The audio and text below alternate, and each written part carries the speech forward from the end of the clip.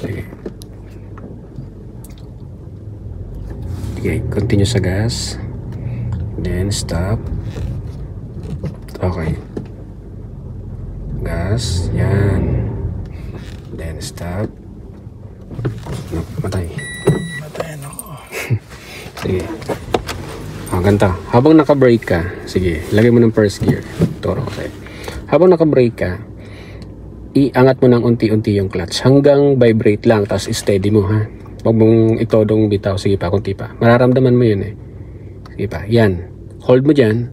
Lipat mo sa gas. Pero si clutch huwag mong bibitawan. Sige, gasan mo. Gas pa. Sige, gas pa. Yan, oh. Yan, oh. Ganyan ang pagpapatak mo yan. Oh, pag titigil ka, clutch down, then brake. Okay. Oh, same method. Gawin mo ulit yun, katulad kanina. Ganyan. Hold sa clutch, gas. Yan. O, diba? Okay. O, ganyan ang technique dyan, ha? O, diba? Tapos traffic, stop and go. Okay. Vibrate lang. Gas. Okay, gas. Kulang. Okay. Medyo delay yung gas. Okay lang yan. Sige, start. Ulit. First gear. Gas. Yan. Okay lang po kahit umingit yung makina pag nagagas.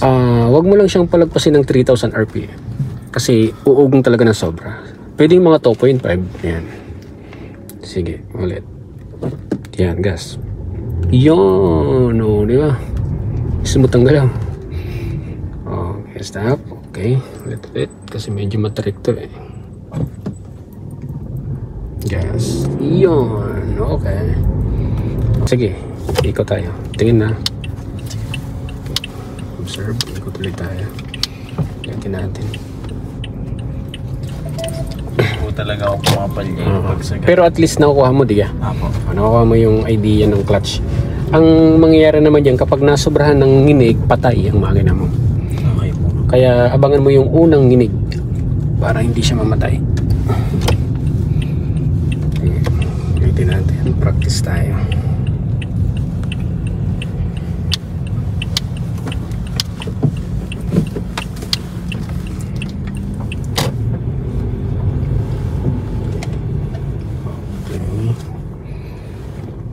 After this, magpaparking tayo ng parallel mamaya. Okay. Gas. Yun. Okay, stop. Yan, gas. Gas.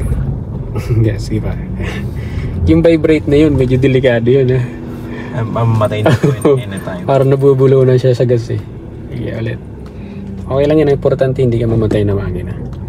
Yan. Okay, good. Ganyan na ganyan dapat talaga.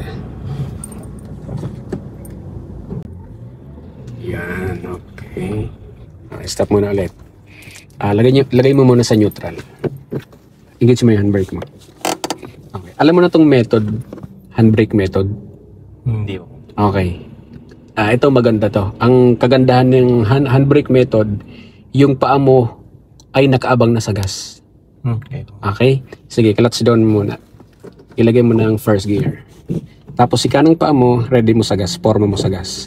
Hawak ka sa handbrake. Pag nanginig, clutch biting point, saka mo ibababa ang handbrake, pero dapat nagagas ka na. Yan. Sige, hanap ng biting point. Baba handbrake. Okay. Sige, ulit. Okay, practice. Isa pa nga po, paano po ulit? Sige. Bali, ito yung incident nakatapak sa preno. Ito na. Ang pangpipigil mo para hindi ka umatras. Bago po ako mag-gas. Okay. Ano muna? Biting point. Oo, biting point. After po mag-vibrate, baba ko to. Pero dapat nagagas ka na. Para pagbaba mo ng handbrake mo, makakaangat na yung sasakyan mo. Tuloy makakaandar ka na. Okay?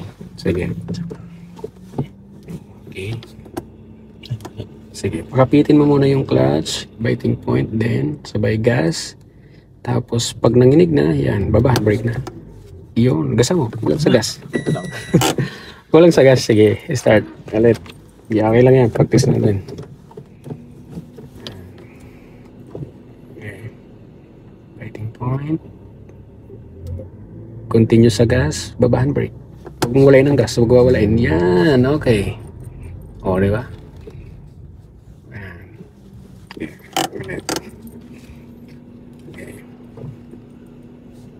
Okay. Okay, gas continuous. Gas continuous, baba ang brake. Yun, okay. Yun.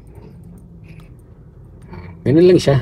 Okay. Ang kagandahan lang kasi talaga dyan, nagagas ka na, kumbaga hindi mo na ililipat yung paa mo sa gas. Na katulad nung ginawa mong unang method. Opo. Di ba? Ang kagandahan lang doon, nakasuporta ka na. Naka-biting point, nagagas ka na. Tapos pag nandun na sa timing na at gusto niya nang umandar, sabay babaan brake. Yan. Kung nalito ka na. Alam mo mas madali para sa'yo, itong handbrake method or yung sa pedal? Parang yung sa pedal. Sa pedal kasi parang iisa na doon, ano? O kung alin ang mas madali sa'yo, pwede mong gawin yun. Sige po. Okay? So, saan po tayo? Sige, forward tayo. Turuan kita mag-parking.